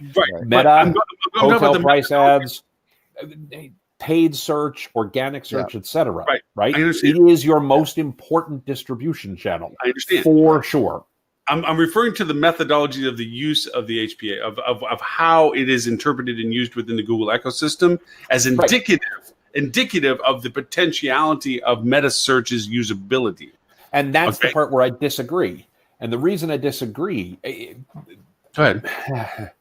The reason I push back on this is Google and meta search. Google has added meta search to its search results as a feature because that's what meta search is. Right? It's enhancing its search results with better features to make the search results more relevant, more useful, more appropriate to the needs of the traveler based on what their intent was when they conducted a search. And this is hear me out. Okay. Right? Okay. All right. Now we're saying, okay, so Google's giving you a really good answer, and they're giving you all the different places you can book these properties or this property you're looking at, et cetera, et cetera, et cetera. Let me go look at 3 other things that give me a worse search result that do exactly the same thing as Google, but not as well and aren't as integrated. That's the part where I think Meta is always going to be a niche product. And here's where what happens in the Google search results, I always think is going to be really important. See, to me, Google HPA is a counter-antithesis of what Google eventually wants to be, which is single answer. They don't want multiplicities of results. That's not true. That's not true. That's the flaw in your thinking. No. No. That's Google seriously. wants multiple things. The user wants an answer. That's not true either. Well, it depends on the user. I want to hear how you're going to defend Google's mission statement right now as being wrong. No. Google wants to answer the question that the customer asked. And sometimes, and we know this is true, we see this every day. Sometimes the customer asks for, best hotel near Penn Station. And then Google, hold on. Hear me out. Because the point, it doesn't matter whether it's HPA or not. The point is, if somebody asks for, hotel near Penn Station, New York, right? Best hotel near Penn Station. Google wants to give the one and only one answer that is the best answer for that guest for that query, which would be a single hotel, however they choose to sell it to you, however they choose to present the sale of it to you, right? If somebody and they may present it first with a list of other options too, right? Which is fine. But to that point, Lauren, that's exactly where you're correct, where Google wants to give one answer to the question. Right? They want to give, here is the answer, here is the hotel, here is the link to it, or here is the way you can book it. We'll be more than happy to take a cut of that. Thank you very much. Right? But the point being, yes, they want to give you just one answer and they want to monetize that answer. Right? at the same time, think about the intent of the customer. If I'm searching for, hotels where I can go skiing, right? Which is a bad query, but I haven't decided where I'm going to travel yet, right? Yeah. Right. But no, what Google wants to give you is choice, because the difference in the query, the difference in your intent as a user is, one, you don't want choice. You want the one true answer, which is not a choice. It is, what's the answer that's best for me? The second one, the minute I say hotels, plural, what the guest is saying is, I'm open to choice. I'm looking for options. And Google doesn't want to give you one answer. They want to give you choice. I'm not and disagreeing. The choice could be metasearch. The choice could be. Actually, I think Google still wants to be able to know you so well they can still give you one answer, but that's a whole different discussion. What I'm going to they want the answer to be choice. Right, no. I think even they want to know you well enough to know how to answer that question for you, even if it's arbitrary as that. But I agree with that. I agree with that. But we're actually not disagreeing on that point. What is the core element of an HPA? What is the core element of the HPA when it shows your hotel? Price. The price. Right. Yeah. So if in your collaboration with Google, if Google knows you well enough and knows the price sensitivity or price requirements or price thresholds or price anything, they don't want to give you the variations on price. They don't want to say, this hotel's great out the top. Oh, but then this one's over here if you want that. Or it's the same hotel, but here's some choices on prices. It doesn't want to get you there. It wants to give you. I agree with that. So it ultimately wants to do that. But that's not what I'm trying to make out of this point. It's getting diluted to what I want to point out. Yeah. It's the idea that I'm not trying to say Google's ecosystem and how HPA affects that is a modicum of how all the meta doesn't work for it. I'm saying the methodology of how HPA works in the sense of rate availability and in your exposure to it is a little bit like, why do you put brochures at a gas station when you're selling a hotel? I'm going to go old school on this. Okay. You're driving down the road, you pull in a gas station, there's brochures about hotels on the road ahead of you. Why? You're getting gas. Okay. Why is a hotel brochure? Is because you want to be where everyone is that might be interested in knowing what you have. So Meta in its concept, the value proposition it says is it represents inventory on all platforms that represent inventory to allow you the opportunity to be exposed to them. To me, I agree. That is that. I agree. So to that end, but that's Booking.com too. Is that right? But that's Booking.com too. But hold on. But Booking.com is translating it to what they have as availability of your inventory, not all aspects of availability. So that's one of the reasons why Booking.com will not put Meta on Booking.com, because they don't want the diversity of clicking on your website and going to somebody else's website just because you're able to negotiate. That's not. I disagree with that statement. I disagree with that statement, and I disagree with that statement because if Booking.com was losing serious amounts of traffic to Kayak, they would understand that's what our customers want, and we will figure out a way to monetize it once we give them that answer. And here. Priceline, only if they put that exposure to it. But Priceline. But they're not giving you exposure to it because they're not. Go ahead, Robert. Go ahead. The DNA of Priceline since day one was, and they hate when I say this, the used car dealer mentality. Shop around, go look at everything, and then come back to me and I'll give you the best price, right? That was the fundamental sort of thing. The way Booking has manifested that is, going back to the very beginning, you can cancel these things. It's easy. You can book something here with very, very low risk, and basically they're betting on, once you do that, you probably won't shop around and change. You'll stick with us. Or if you do start shopping around and changing, you're going to do it in our ecosystem, right? Because it'll be easier, right? Because you saw it there, and I don't have to go over there. Oh, is it not going to be available? I can go book this and cancel it, and I can see the sort of thing, right? So yeah, that's what they're doing. But I don't think the customer sees any. I don't think they could care less if it's Expedia versus Google Hotel Finder, really doing google.com/travel/hotels, right? Which is now the search URL for it. That versus Booking. It doesn't matter. They're looking for a hotel that's going to meet their needs. Now, maybe they're going to go to Marriott.com or Hilton.com because they're playing that game, sort of thing. Maybe. But they just want the answer, and you're right. It depends on the persona of that traveler going, what am I looking for at this particular time? Right. So I'm busy. I don't care about it. Right. Give me the best one, and it's the Hampton Inn next to the place you're having the meeting. You're in and out for one night. Who cares? If Google knows that, that's fantastic, and it's a great price, and all the different factors you would take into consideration, we understand, and our AI is smarter than your brain, so we'll go give you this. Right? We can go find this stuff faster. Right? You don't have to search. That's great. I think when you're looking at alternatives, though, they're going to work very hard to try to get. This is the Expedia model, right? How do you get the best alternative to the top of that sort order?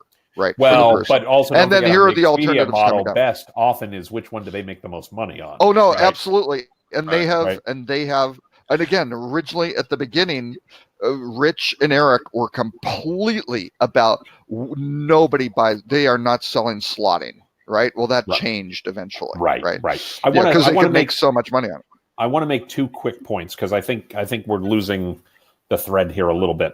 I want to make 2 very quick points.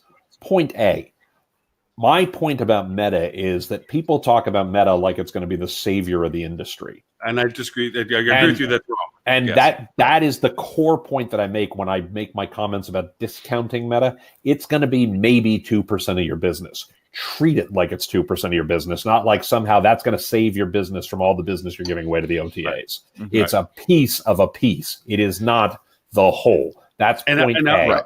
Yeah. Right. Okay. Point 1. Okay. Well, I mean, seriously, people should focus on it for what it is. And Lauren, I agree with you completely that you should maximize it. You should optimize for it. You should do all those things. But if you're spending more than 2% of your time on it, when it's 2% of your business, you're spending too much time on it because it's not a good, it's not, and it's we all have limited inefficient resources. channel. It's an inefficient and I'm not channel. disagreeing with that. I'm saying that there is a changing landscape that as HPA is being incorporated into your ad campaigns, into the which Google is why I break Google out separately, by the way. Now you're changing the dynamic of its usability because it is truly a powerful scalpel to mitigating your PPC campaigns in comparison to your exposure campaign. So you have a new dynamic to it that it didn't exist before because you were being funneled through a third party for everything, and you had to really play the suite of all the choices. And there was unproductive channel opportunities and there was higher productive channels. Google realizes they need to get away from that, give you the Willy Wonka ticket to integrate it, and use it as a leverage within your paid strategy program. Lauren, by the way, I completely agree. You and I we're actually agreeing on everything. We're just not having the same conversation. Because can I disagree with both of you? Can I have a third conversation and disagree with both of you? Because I've said repeatedly, when I'm talking about Meta, I'm not talking about Google. Right? I just think that it's experience driven for something else. But yes. Right. So this is why I said I had 2 points I desperately wanted to make so we don't lose the thread. So point A is don't spend more time on Meta, not counting Google, than it's actually worth, right? Spend the amount of time on Meta that it's actually worth. If it's 2% of your business, spend 2% of your time. Life is too short to spend more than that on it, right? The second piece, the thing that I also think is really important is there's a fundamental difference in the way Google works versus the way Expedia works or the way Booking works, right? Google needs to be the correct answer. Google wants to be the place you go and ask every question. And if you look at what Google's done over the years, you're all familiar with the concept of universal search. And when you go to Google today, you ask certain questions, what shows up in the search engine results page varies widely, right? Nobody gets 10 blue links any longer. Sometimes you get images. Sometimes you get YouTube videos. Sometimes you get knowledge boxes. Sometimes you get featured snippets. Sometimes you get shopping results. Sometimes you get hotel price ads, right? Right on the core Google search result, right? Sometimes you get maps, right? Now, there are links to all of those in Google search result, right? But they actually brought those results into the main search result because they know people don't click on those links. Google's saying, what's the question you're asking and what's the search engine results page that is the best answer for the question that you asked? And sometimes that's going to be a hotel price ad, right? Yeah. So hotel price ads should absolutely be part of your overarching search strategy, part of your overall marketing strategy, or search should be part of your distribution strategy, however you want to think about it, right? But search and search marketing and distribution and hotel price ads are all the same thing. They're all coming from the same place, and it's driven by what is the question that the guest has, what is the right answer, what is Google displaying to them to answer that question most effectively, and how do we make sure we appear for those different types of queries in the way that is most beneficial to us from a revenue and from a profitability perspective, right? So that's why I break out Google separately, because you shouldn't think of hotel price ads as separate from your search. You shouldn't think of your search marketing as separate from your distribution. You shouldn't think about your SEO as separate from your distribution. You should be thinking of all of this to say, literally, if you look at most hotel websites, what share of traffic comes from Google? Period. Google, right? 40%, 50%, 60%, right? Yeah. I mean, those aren't uncommon numbers, right? No.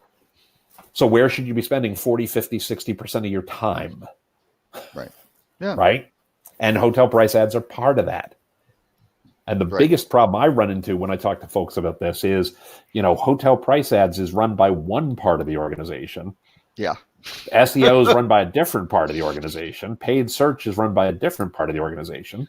Or some of them aren't run by anybody, right? We let the agency handle it. And we don't worry about it. Yeah. And that's the mistake that I think people make far too often. Yeah. But Google is your most important distribution channel, and hotel price ads are one of the things that they do there. But they're always having to say, when somebody's asking a question, what is the best answer? Because here's one last point about this. Sorry, I realize I'm ranting on this a lot, but here's one last point about this. You own a computer, obviously, right? I don't know this, Lauren. I don't know the answer to this. Are you a Mac guy or are you a PC guy? I'm a Mac guy. You're a Mac guy. Okay. If you wanted to switch to PCs, right? Uh-huh. If you decided I want to get a Dell tomorrow, what would it cost you to switch to Dell? It'd be painful. It'd be painful, right? You got to get a new laptop. You got to get new software. You got to get new accessories, right? No, okay. Albeit it's granted, it's a little less painful nowadays because most things are cloud-based. Emotionally painful. But you'd have to. I'd have to go there'd be a learning curve to some degree, right? Because it doesn't work the same, right? So there's every time I get on my wife's laptop, I got to go back to wait a minute, it's on the left. It's control panel, right? Yeah. But there's a cost there, right? Mm-hmm. Okay. If you wanted to switch from an iPhone to an Android, same thing, painful. Okay. All probably right. actually more painful. Probably more painful. If you wanted to stop using, and I want to be very careful here, this is a very precise question, right? Okay. If you wanted to switch from using Google for search to using Bing for search, how hard would it be for you to switch? What would it cost you to switch? Oh gosh, none, and it'd be easier. I mean, out of comparison to the other two, by far easiest. By far the easiest, right? By far the easiest. And that's why Google always has to be the right answer. Sure. Because there's never been a company in the history of companies that I know of where the switching cost for a company this big was ever this low. Oh, right? Yep, I agree with you. And totally out of context of this, I got to give you a compliment. Me? Yes, you. Because I feel bad about this. Now I feel bad about this. This is something you do. This is something you do. This is something of your personality that I deeply respect because I've seen you do it in person. I've seen you do it on stage. When somebody's disagreed with it, I've seen you do it on the show. One of the key things you do in your engagement with people is that when you see dissension or you see a polarity of events and so forth, you will make it a point to draw back to a conclusion that a person has to affirmatively answer a question because it realigns the fact that people's willingness to listen to what you next say. You do this exceptionally well. I didn't realize I did that. You do this, and this is a part of your personality behavior. Whenever you start getting into discussions and there's opinions and it begins to create polarities, or if there's, and I've seen you do it with people in person when you're talking to people and they begin to have variances and so forth, you at least create a common ground conversation that they have to affirmatively acknowledge, which brings them back to a point of open-mindedly listening to what else gets said afterwards, or at least a neutral relationship afterwards. You do it better than anybody I know. Except Ed, who just tells you you're wrong. Listen. Well, I did try for years. I will be fair. I did try for years. You're dumb and you're wrong, but I found that didn't go very well. It didn't go well. but no, you do this in person. This is not just because of the show. This is not because of this moment. You are great about the fact that you are in tune with the progress of the dialogue. You have this overview of the progress of the dialogue, and you bring it back to commonalities, or at least affirmational, so the person opens their mind again to continue the conversation. Because you know that you get to a point where you just start saying no to everything that somebody is saying because you've yet to find any reason to say yes. You create a reason to say yes, so people open their mind to possibly continue that thought. You do a great job. And that's very nice of you to say. I appreciate that. I will be fair. I mean, if we legitimately get to that place and somebody says, "Look, I just don't agree," I'm okay with that too. It's okay. Yeah. You know. But at least, but with you like I said, when in your dialogue of things, you keep the continuity of the conversation. So at least that you keep the person accepting the idea that there's open-minded things. If they can say yes to one question, is it sunny today? Yes. Great. Then you're not just saying no to everything. You go from there. You know what I mean? You do an excellent job of that. It's a talent that not many people have. Well, I think at the end of the day, where I think one of the reasons that this show is great, and I'm dead serious. The reason I love coming on this show is there are a lot of smart people on this show with a lot of smart opinions, and I always walk away smarter than I walked in. Always, every time. I always thought it was what you were getting paid. Well, I was going to say I'd like to get my pay doubled. Yeah. Exactly. Consider it done. Lauren just quadrupled my pay. Yeah, I just got a quadruple. Throwing out some quadruples. Wait, I've got a question for you guys. Well, okay, actually, I want to finish my compliment real quick because I think it is a smart group of people, and I always walk away smarter than I walked in. And also, I think it's a damn nice group of people. And so, at the end of the day, even if we disagree, I want to make sure we're all still friends at the end of it because And there's a second reason for that, and the second reason is because I could be wrong. Maybe I'm just not smart enough yet to figure out that I was wrong on this one. I don't think I am in this specific case. Oh, I'm wrong on this show lots of times. I enjoy being because I walk. I mean, to me, and I actually equate to this. I've told Ed this directly because I've been talking to his wife about other stuff about personas and so forth for her business, and I said I'm very much like Ed. I walk in thinking I'm right, but I'll be the first to admit when I'm wrong. Just I'm that person. Absolutely. Okay? Absolutely. Yeah. I don't walk in thinking I'm wrong and see if I can sell it. I walk in thinking I'm right, and if I'm proven wrong, I'll be the first. You know what? You're right. I'm wrong. That's great. Yeah, right. Plenty of times I've walked in with preconceived notions, and through great dialogue, realized, But the idea of it is, I also respect the people we're talking to be open to that conversation. Right. And it's so hard to listen to somebody that isn't knowledgeable, that just knows words. And they think they understand interpretation because then you're just being polite because you're just waiting for them to stop talking because they don't know what they're talking about. This is not that dialogue. This dialogue is I walk in, it's like these people are smarter than me already, and I think I have an opinion. Let's see if I can shoot it, throw it up and hold water. If it doesn't, it wasn't a good idea. Well, So, and if you can agree on how you're going to measure and figure out what's right or wrong. Okay, what are we looking as a baseline, as a benchmark? And then where are we trying to go? And let's measure the results. And maybe you can start doing some things to figure that out, or at least get an opportunity to go, well, what's the goal? What do we need to do? And it's like, yeah, let's try this, have it work. Let's try that. Maybe do an A/B test if you can, depending on what they're wanting to do. I got a great lesson in that from a former boss of mine once, where she used to bet people. We used to A/B test things and the like, and she used to bet people that her ideas were better than theirs, right? Mm-hmm. And the deal was, if she thought her idea was equally as good as yours, it'd be a 1-to-1 bet, $1 for $1. It was always $1. You put in $1 if it was your idea. If she thought her idea was up to 5 times better, she'd put up to $5 in, right? Wow. If you were right, you kept the money. Yeah. And if you were wrong, the money went into a kitty, and at the end of the month, there was a pizza party or Thai food or whatever, right, for the team, right? Yeah. And I was talking to her one time about it, and I said, I'm always amazed about the fact you do this. This is incredible, yada, yada, yada. I think it's interesting because it gets people to come up with all kinds of ideas about how can we come up with a better idea than so-and-so, yada, yada, yada, and all these other kinds of things. And I said, doesn't it ever bug you when you're wrong? And she said, absolutely not. And I said, it's a better idea. Well, no. I said, she was on a losing streak, right? Oh, she was on a losing streak, and I was like, you're getting your ass kicked lately. Does it ever bug you when you're wrong about this?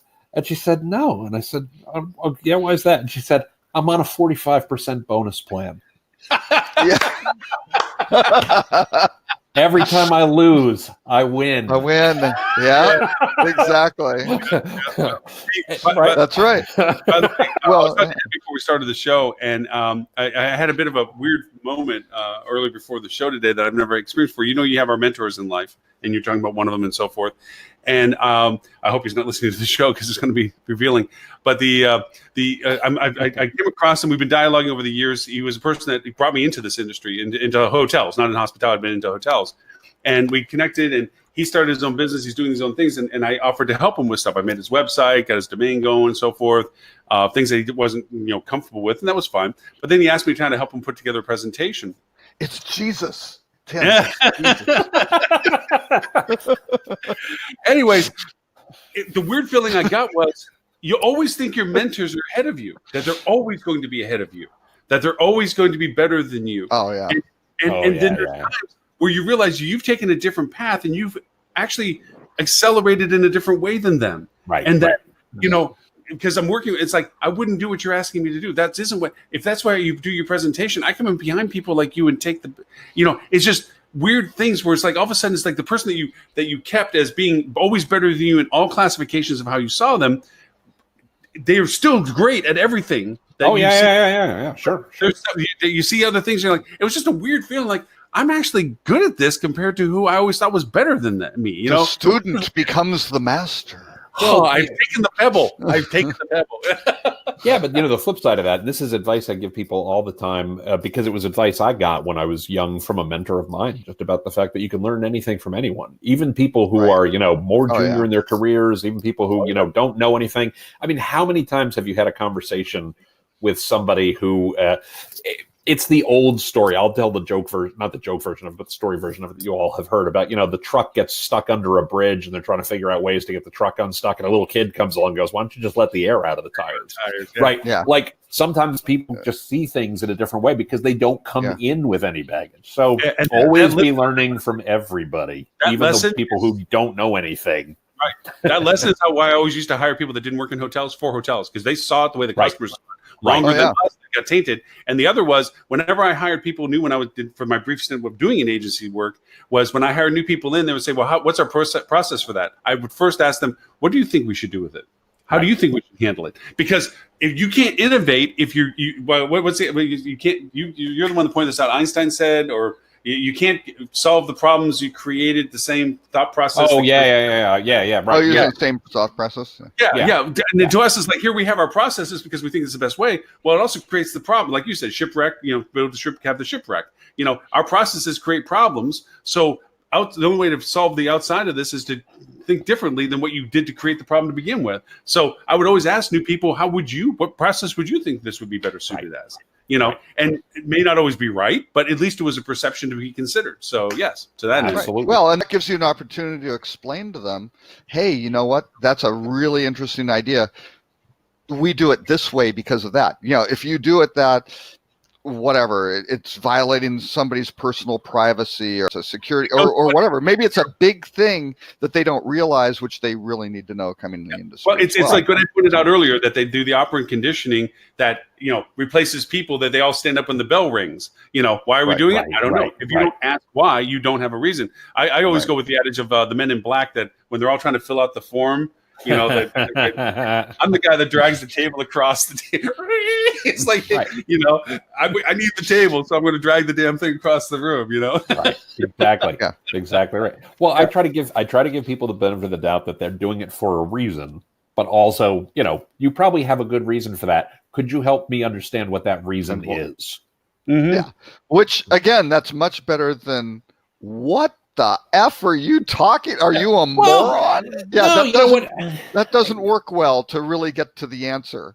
But, first of all, let's be fair. I'm a consultant for a living, right? I spend my day going, as are you guys. We spend our days going into people's businesses. And, most people are smart, right? They the business is usually doing okay-ish. In some cases, it's doing better than okay, right? And trying to make the right decision. Trying to kill themselves. Yeah, correct. Exactly. Right. So I'm going to give them the benefit of the doubt that the decisions they made to this point made sense at the time they made them. Right. Mm-hmm. Now, do they still make sense? Okay, well, let's figure that out. Often the answer is yes, and occasionally when you find the answer is no, that's the stuff you fix. Right. It also creates trust, because trust is always having to be verifiable in business. And if you go in, as most agencies unfortunately do, to find why you're better than the agency that is there. Yeah. You're creating a biasness to it. Oftentimes I tell people, it's like, well, we're considering you to take over. It's like, please don't. You asked me to come in and evaluate what you're doing. Let me do that unbiasedly. If afterwards you want to have another discussion, that's great. But don't have me add into this contract, this consideration will be made after this. It's like, no. You can't ask me to come in and evaluate what's going on. That's the project. Once it's done, if you have another conversation, it's fine. That way you know what I'm telling you is because it's the truth. I might be telling you to do a great job. Then what are you going to do? You know? So Lauren, your consulting practice isn't the integrated home inspector contractor, huh? Okay, that's good. Actually, it's one of the reasons we don't execute. Right, we don't have an execution arm, because I'm often asked to evaluate agencies, and I don't want to be selling against the people I'm evaluating. Right, and that's Robert and I did the same decision early on. We don't take affiliate monies. It's like when I take your recommendations. Correct. We are freaking morons. The three of us are morons. we could have cigarette boats. We could have houses. Right. Yeah. But I mean, and in my career, in all seriousness, I think, and it's funny, you were telling the story about the Marriott on Hollywood a little while ago. In my career, I think I've fired just a couple of agencies from clients of mine. And one of them was because we went in, and it's very much your Marriott on Hollywood story of things directing to the homepage, right? Marriott on Hollywood, take them to the homepage for Marriott, right? Right. This still pisses me off to this day. A hotel that I worked with, a hotel company that I worked with, had an agency. They were very new to this. They didn't know much about it, et cetera. And actually, that's one of the reasons they brought me in, because they didn't think they were getting good value out of the agency, but they didn't know the questions to ask. Right? They had no familiarity with digital marketing, but very little. And we looked and discovered that on average, now keep this in mind, this was the average bounce rate of their paid campaigns was 90%. Oh, good God. Ow. Yeah. 90. Wow. This still pisses me off, because the one thing I was never able to figure out every time I talked to the agency was, were they criminals or were they morons? Right. Yeah, exactly. But one of those two things, or moron criminals, I suppose. But literally, those were the only. You cannot be that bad at it and not be either competent. That's got to be a strategy. Stealing from people, right? It's got to be a strategy. Right. So, wow. and it pisses me off, because, that's the thing that drives me crazy. Is theft. People taking it? It's theft. It's either theft out of malice or theft out of you're too dumb to know you're too dumb. Yeah. Right? You're burning money. You're literally. Let me tell you, the eye opener I had was Bob Gilbert roped me into a white paper. This is several years ago. I may have told this story before on the show. I apologize, but. Anyway, so that's fine, but it seemed really easy because it was a content marketing one, right? This is probably like 4 years ago. Mm-hmm. So that's fine. And it's a very large group. They do websites for thousands of hotels, right? Mm-hmm. That is their core business. They go, oh, that's great. Understand. And they brought up the topic to HSMAI to do it, right? It wasn't, forced the other way at all. So go in, kickoff meeting, and I've got this general idea. I go, okay, this is going to be easy. It's not a lot of money. I'll crank this out. We'll be done. I go, there are three things I'm going to talk about. One's personas. The second is dynamic content. And the third one will be testing, like A/B testing. Mm-hmm. That'll be a nice, beginning, middle, end. We're done.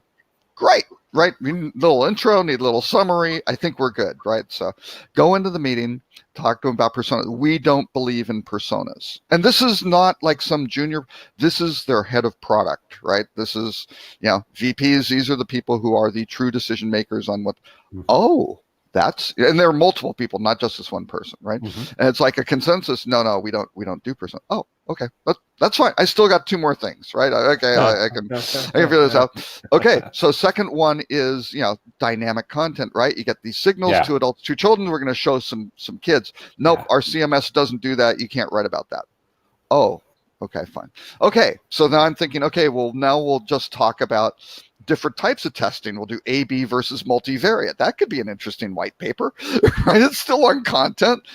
No, we don't do that. I go, oh, you don't do multivariate? No, we don't do A/B testing. And you just kind of go, what are you doing? Yeah. So what do you get paid for exactly? But no, their business model. They're like, wait, I have a box right here. Take it.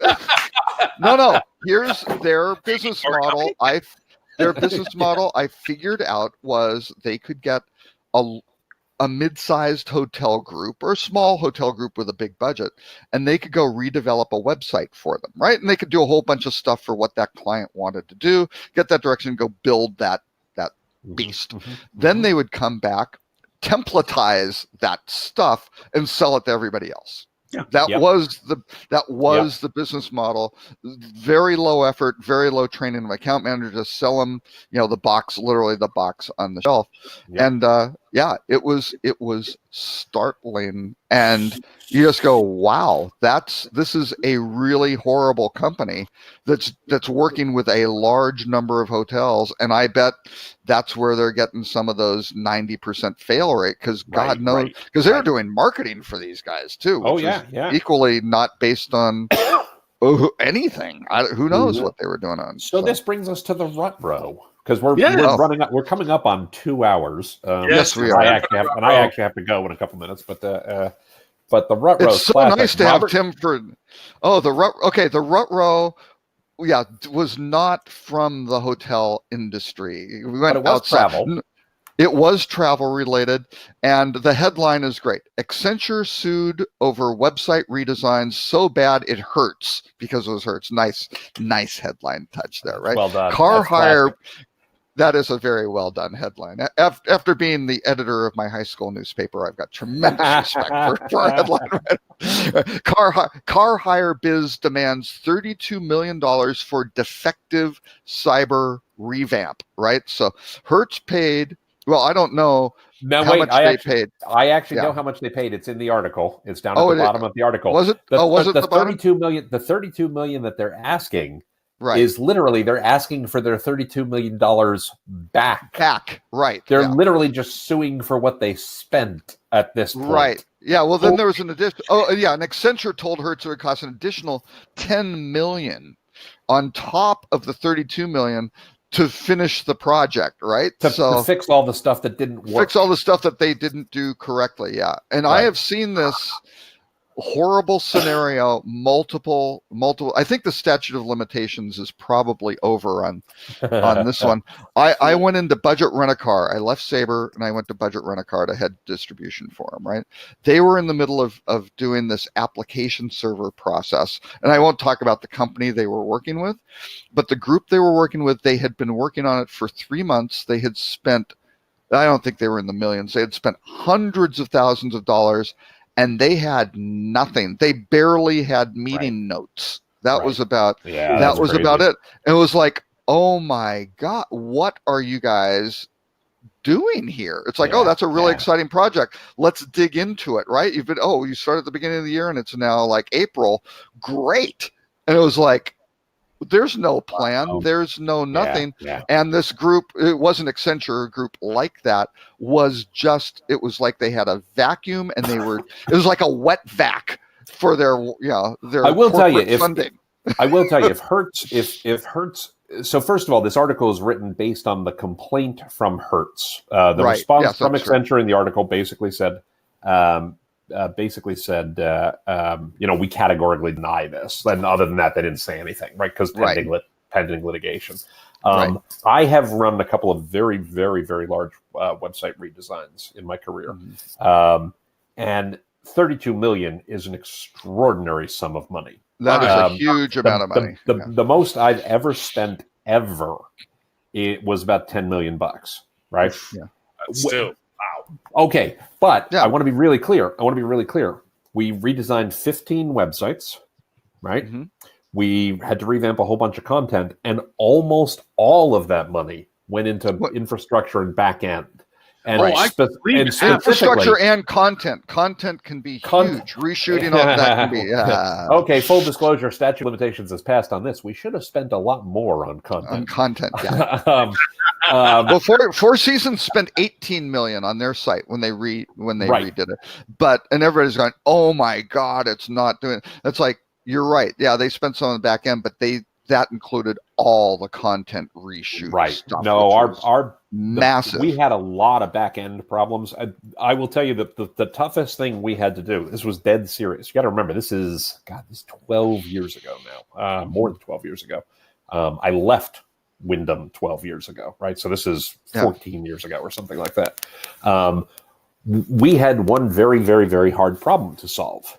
We saw a great deal of activity in pogo sticking, where people would do a search for Orlando, let's say. They would get a list of 10 hotels.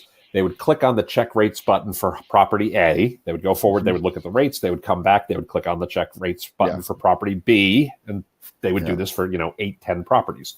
And we found that the more times that they clicked check rates, the more conversion rate dropped. Right? It was a curve. Up to a certain point, it would go up and then it would fall off because now they got confused or whatever. So we wanted to show the rates when we brought back the area search.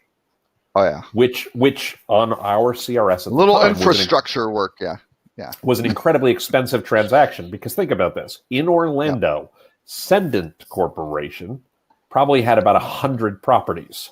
Oh yeah. So we had 10 pages of 10 properties each, right?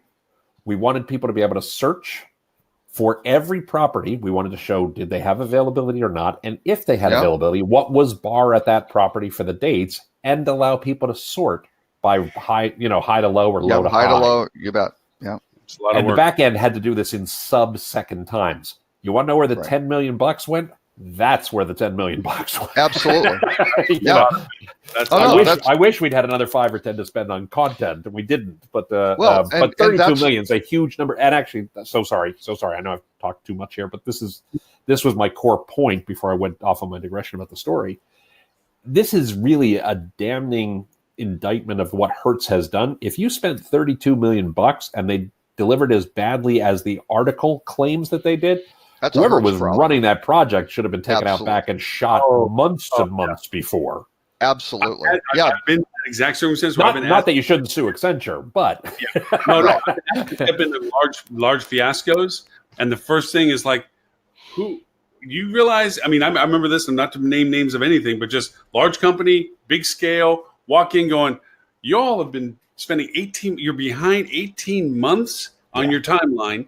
You've spent monies for stuff that has yet to be produced, and your team doesn't even know what's going on, and the building it is being allowed to get away with it. Shoot them. Well, and I've had enough. Fortunately, in the course of my career, I've had plenty of successes on these kinds of projects and on this kind of work. But you can't do it as long as I've done it. Robert, you've done it a long time. Lauren, you've done it a long time. We all have one or two along the way that did not go so well. And I can tell you on the ones that went Lauren badly, and I have never had anything like that. I don't know what you're talking about. But you can't go this badly with one person. Like at this point, this is an institutional failure. Yes. Oh yeah. Right. There's got to be some oversight. Yeah. Right. To err is human. To really screw up requires a committee. Yeah. It takes a village. It takes a village. Yeah, exactly. That was signed. There was some blood and some paper put somewhere. Go ahead. I was going to say, I was with an organization which I wound up leaving largely because their technical group And again, you don't know if it's corrupt and intentional or it's incompetent, right? The outcome's the same, but the motivation is a little fuzzy. But these guys would, they had no requirements process, right? And so it is a fairly large, doing some pretty good revenue. They would go through and they'd sit down and do some email and have the client, which was an internal business unit, go and say, here's what we want. They'd go back, but there was never any sort of, here's the list. So you get something like, yes, we will go build that based on what you asked for. Right. Then it would get produced. But there was never really a functional spec. There weren't business requirements. There was no functional spec. There was probably some sort of technical spec internally for their developers, but not shared externally to the business owners, right? Who are paying for this, right? And then they would go produce it. And this was a standard process. They would deliver on time. That was very, very important. But they would they would cut out functionality. Of course. Right? So it wouldn't come out, which that functionality very often carried. It was normally the hardest thing to do. It was very much the key thing that had to be done to generate the ROI. It was just horrible. And then the poor client would have to pay for the new project for like a phase 2 or continuing phase to get the thing built that they wanted in the first time and asked for and got quoted a price on, right? And it would go on and on. And you would see in this particular organization, they had spent 3 years and $500,000 on a car interface where the Open Travel Alliance standard, and having been involved in the Open Travel Alliance and knowing something about rental cars and things like that, kind of came in and said, hey guys, the first interface is 1 man month, or no, is 6 man months to do a new clean greenfield, because here Continental did it that way. Here, this other group did it. They use the spec. And you're members of the Open Travel Alliance, so you have the spec. And they were, oh no, we don't do it that way. And it's like, no, but additional incremental interfaces are 1 man month. That's it. You use this and you do it right. How can you go 3 years and you don't understand and we're doing it this way? It's like, you're doing it wrong. I'm really sorry, but there's a better way. And you talk about looking at, yes, you may think you're right and that's your practice, but hey guys. The same way Tim rolled his eyes as I was, is like the step between phase 1 and phase 2 is this high vertical, and then from step 2 to step 3 is like because getting that next step out of the first transition phase is like a monster, because everything and the best is if the developers who really did run the inmates running the asylum, because there wasn't oversight of product management, all sorts of things that should be, as you said, the village who's going to keep this thing working. If they didn't want to do a project, it was just $500,000. Because they knew that would blow out the ROI. Nobody would do, that's really hard, you don't understand, with no rationale, right? And that's where the Tim's point and the Ed's point and to everything we were having an outside person oversight it, where they're not engaged in the fray of it, can ask the obvious questions like, hi, so this car's supposed to have wheels on it, right? Sometimes it's a obvious thing that just brakes and a steering wheel would be nice too. You didn't say anything about the engine. That's a change order, which in that case it should be. If they didn't say it needed an engine, and they're like, hey, we got you a Flintstone mobile. Sort of thing. At Tim's point, we're at that point, but I do want to make some updates as to what's going on. We're in process of going live for Las Vegas chapter, for DC chapter, for Memphis chapter, for the Minneapolis chapter. And right now, we were live for APAC. We are live for APAC.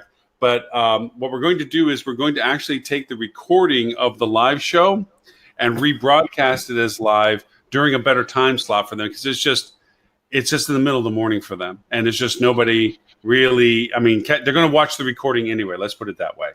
So to that end, we're going to take the live show and I'm going to put it on the platform for it to be broadcast during a more convenient time for them. I'm in discussions with the EU group, probably into next week, where the 6-hour difference shouldn't be bad. They're really going to tell me whether they're interested in it being at 5:30 on a Friday, because again, it's a time sequence of whether actually it's going to be worth watching or not. We might consider doing a recorded replay of the show with them on a better time slot that people can engage with. That being said, I'm able to monitor the live broadcasting so that if somebody asks a question, APAC might be a challenge. They're going to actually monitor their own live show. But if somebody asks a question in our live rebroadcast, then I actually will get a notification somebody's engaging, and I can actually step into it and engage it with an answer back or something. So they will get that same quality of engagement, even though they may not catch us live. Now, the Memphis and the LV and all the rest of them, that's just time zone stuff. That's fine. They're just going to get the live broadcast of it. But so we're advancing our affiliation things, I guess, in that way. And the pricing, I mean, at $50,000 per month per chapter, Lauren. Well, that's what I told you. That is a great opportunity for these guys to really share this information with their members. That's perfect. And I just picked up a piece of software I'm going to leverage on called Hey Summit, where I can do a digital summit with this. Yeah, oh. So I'm going to put together what I hope is an October summit for us for the Hospitality Digital Summit. So do some rev share with you guys if you're interested. We'll see. Cool. Yeah, I knew I had you. Hey, hello, Tim. We're talent. That's great. Hey, I resent that remark. Exactly. Hey, with that in mind, we are at that point. Mr. Tim, if people want to know everything about the internet, hospitality, and the universe, where should they go, sir? They should go to Google. Google. For all the really cool stuff, however, if you want to find me, you can go to timpeter.com, and I am at TCPeter on Twitter. Excellent. Mr. Superhero citation. No. So. Yeah. And Mr. Robert, if they want to know more about you? You can go to Robert K. Cole on social media or rockcheetah.com. Excellent. And for the replay of this show and all previous 193 shows, you can go to hospitalitydigitalmarketing.com/live.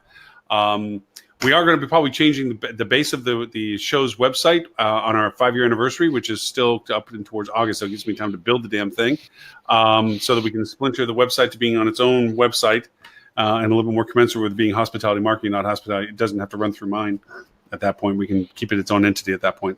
So we'll go from there. But anyway, that's where you can find it for replays of the show. We will be back again. Did you get thevoiceofgod.org? That I know Ed was trying to get that URL. I think Ed owns it still. I'm not too sure. We apologize to Mr. Stewart. We ran out of time for him to join the show today. But hopefully next time we'll be able to have him come in. No. And Mr. Robert, we're really wondering whether the marketing board of HSMEI truly gets your very witty and insightful humor, because I almost spit coffee up today on your email. Oh, God, that was funny. That was so freaking hilarious to send. I love him every week, but this week was a gem. People have commented to me on that, and actually, the 2 weeks that I missed because I was on vacation, and you guys did not produce. I mean, you have the list of names to people. Let's go. Well, nobody else produced. I see. Because you're on the board, we're not on the board. Okay, so. GDPR, can spam, just stuff. Just saying. Oh, okay. Yeah. So anyway, no, I had people, not a lot of people. Let's be very clear on this. A handful of people going, "Oh, did I fall off the list? Here's my email. I really enjoy getting this." See, cool. See, so a sample of one does work. All right. Exactly. All right. Thanks, Mom. Thanks, Mom. Everyone else, thank you so much. We'll be back next Friday, 11:30 Eastern, 10:30 Central, 9:30 Pacific time. And for everyone that did happen to catch us on APAC, we're terribly sorry about waiting in the morning. We will make the adjustment for you, and we will keep track of the conversation that you can participate live for you as well. Till then, bye, everybody, and thank you.